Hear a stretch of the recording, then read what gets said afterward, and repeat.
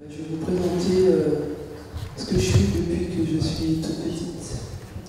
Donc moi je suis allée à l'école, dans une école un peu particulière, une école qui apprenait à parler avec la langue des signes et les codes de couleur.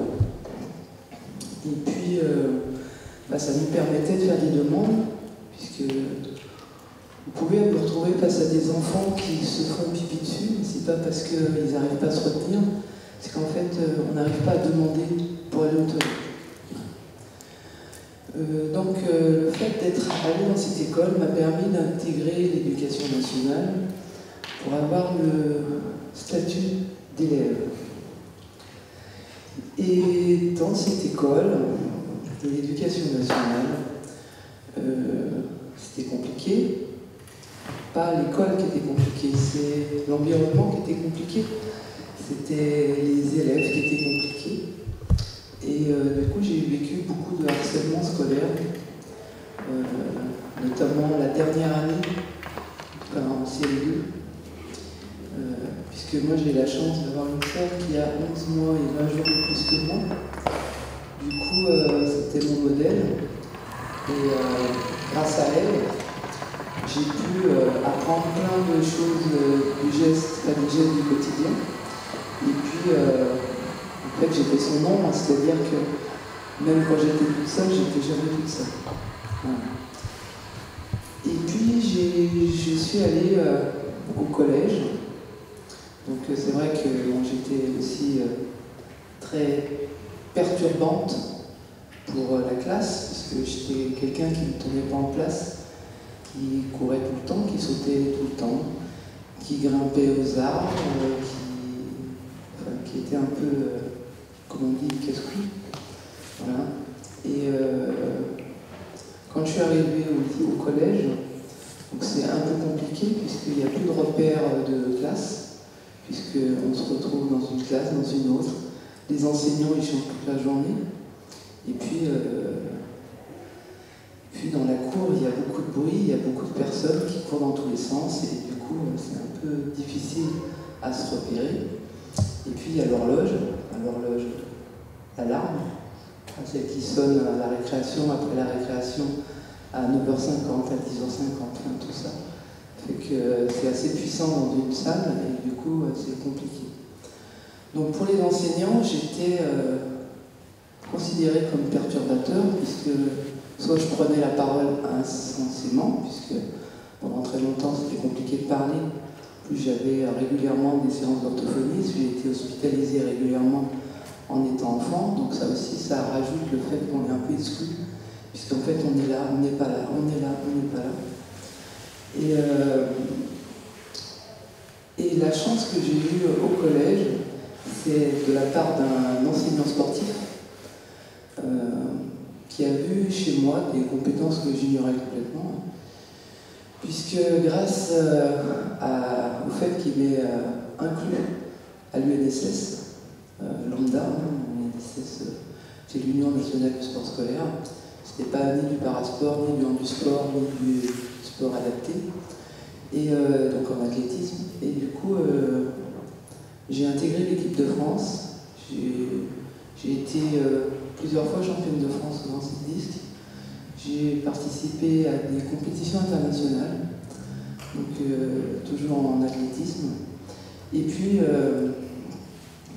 j'ai dû arrêter le sport du jour au lendemain, pour des raisons de santé. Voilà. Bon.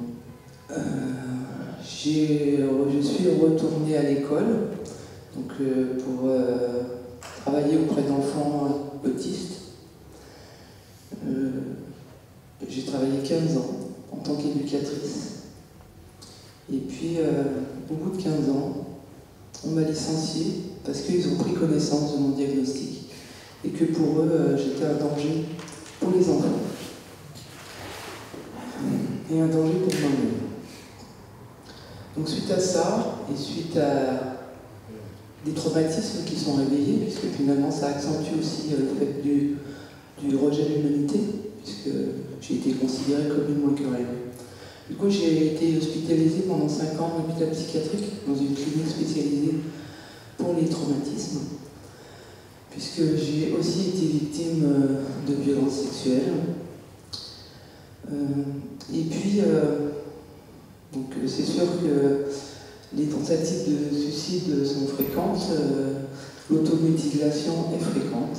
Et puis il faut savoir que quand on est autiste et qu'on subit des violences, en fait les traumatismes sont un peu multipliés, puisque en fait on est déjà dans une sphère où on est hypersensible. Et puis il ne faut pas oublier qu'une personne autiste elle fonctionne en détail, contrairement à vous qui fonctionnez en global.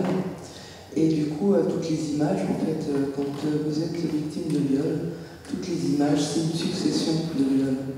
Et du coup, c'est très dur à s'en remettre. Déjà, sans être autiste, c'est compliqué. Mais l'autisme ne facilite pas les choses. Et on rajoute à ça, cette double peine, c'est qu'il y a une méconnaissance de l'autisme dans les hôpitaux psychiatriques ou les cliniques psychiatriques. Et il y a aussi une méconnaissance du psychotraumatisme. Donc les deux mélangés, il faut du temps pour ça. Et puis, je suis une battante, dans le sens où j'ai acquis en fait, dans le sport des valeurs qui me permettent de toujours rebondir quand je tombe à terre. Et je me suis investie plus pour moi, parce que pour moi, ma vie, voilà, elle est ce qu'elle est. Et c'est compliqué, voilà, je vais faire court. Mais du coup, je passe toute mon existence à sensibiliser sur les violences, notamment sur les violences sexuelles commises sur les personnes handicapées, et particulièrement dans les institutions. Et du coup, nous avons créé une association qui s'appelle l'AFA en 2016. Et puis, petit à petit, j'ai été écoutée d'abord, puis entendue dans différentes instances gouvernementales, notamment sur le secrétariat Enfance et Famille, le ministère Égalité Hommes-Femmes et le ministère des Sports, où j'essaye de faire passer comme message que quand on sait faire pour les plus fragiles, on sait faire pour tout le monde. Qu'à l'heure d'aujourd'hui, on essaye de mettre des outils de prévention où on réfléchit sur des situations en oubliant les plus fragiles de notre société, ce qui fait qu'on passe notre temps à recommencer. Et du coup, on crée des outils, donc c'est bien avec l'association qu'avec les instances diverses, des outils complètement inclusifs qui permettent à toute personne, quelle que soit sa spécificité, sa difficulté, son développement cognitif, de pouvoir accès à tous ces outils de prévention pour lutter contre les violences sexuelles. Puisque, je vais faire une petite aparté, mais il y a des chiffres qui sont sortis d'une étude française dernièrement, même si nous, on avait fait une enquête avant, où 9 femmes sur 10 sont victimes de violences sexuelles ou viol. 51% avant l'âge de 51% ont subi un viol, 47% avant l'âge de 14 ans et 31% avant l'âge de 9 ans. Donc c'est quand même des chiffres qui sont ahurissants, qui sont quand même terrifiants, mais qui fait très peu réagir notre société, contrairement finalement à nos politiques, avec ceux que j'ai travaillés, où eux essayent de faire changer les mentalités, puisqu'on s'aperçoit aussi dans ce combat que la problématique ne vient pas des politiques, mais vient de la société qui ne veut pas voir l'horreur comme quoi l'humain est capable de faire, et puis cette omerta qui règne, notamment dans les institutions. Alors, à l'heure d'aujourd'hui, en fait, si vous reprenez du départ, où je suis allée dans une école pour apprendre à parler finalement, puisque je confondais toutes les lettres.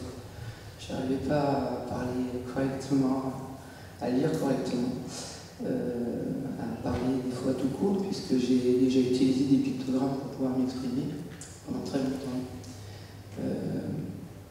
Et qu'aujourd'hui, je suis experte à la Haute Autorité de Santé sur la bientraitance et maltraitance en établissement et services médico-social. Je suis également experte à la MIPROF, Le MICROS, c'est la mission interministérielle de la protection de la lutte contre les violences faites aux femmes et de la traite des humains. Et puis je suis experte aussi au comité interministériel du handicap. Voilà. Et tout ça pour vous dire que c'est pas parce qu'on a un départ un peu compliqué, qu'on a une vie compliquée, qu'on vit des choses terrifiantes, des choses horribles, qu'on passe par la psychiatrie, qu'on peut finalement pas faire quelque chose de nos vies, et surtout essayer de faire en sorte que notre humanité soit un peu meilleure que ce qu'on a pu la connaître. Et je pense que la richesse d'une personne autiste, c'est qu'on focalise sur des détails, certes, mais aussi on est très... Vous savez, on parle beaucoup d'intérêt restreint chez les personnes autistes. Ça peut être vécu comme intérêt restreint, mais c'est aussi une force, puisque quand on a un sujet où on est à fond dedans, en fait on est très experte ou expert, et du coup ça amène en fait un regard un peu différent que vous pouvez avoir, puisque nous on voit le diable dans les détails. Contrairement aux neurotypiques qui, eux, vont voir une situation globale et après, ils vont aller dans les détails pour voir s'il y a quelque chose qui colle pas. D'ailleurs, c'est aussi tout le travail que j'ai pu mener avec un ministre, notamment sur la protection de l'enfance, qui, lui, a utilisé les capacités de l'autisme pour avancer sur les sujets. Notamment, on a pu écrire ensemble des amendements pour protéger les personnes en situation de handicap contre les violences sexistes et sexuelles. Donc des amendements qui sont inscrits aujourd'hui dans la loi. Et voilà, c'est ce que je pourrais vous dire, c'est que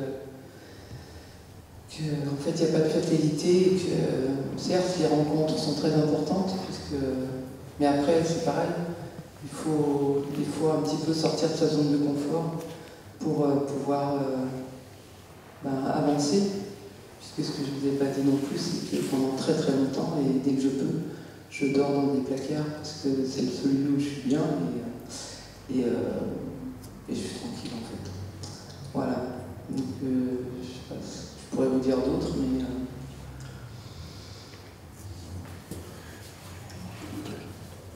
l'autisme, il y a des choses qui sont compliquées, mais il y a aussi des belles choses. Et puis peut-être que toutes les personnes que j'ai pu rencontrer, sans parler de tous ces agresseurs, mais les belles personnes que j'ai pu rencontrer, en fait, elles ont vu chez moi des choses positives, et du coup, elles se sont servies de ça. Et finalement, ça m'a aidé à grandir et d'aller dans la bonne direction.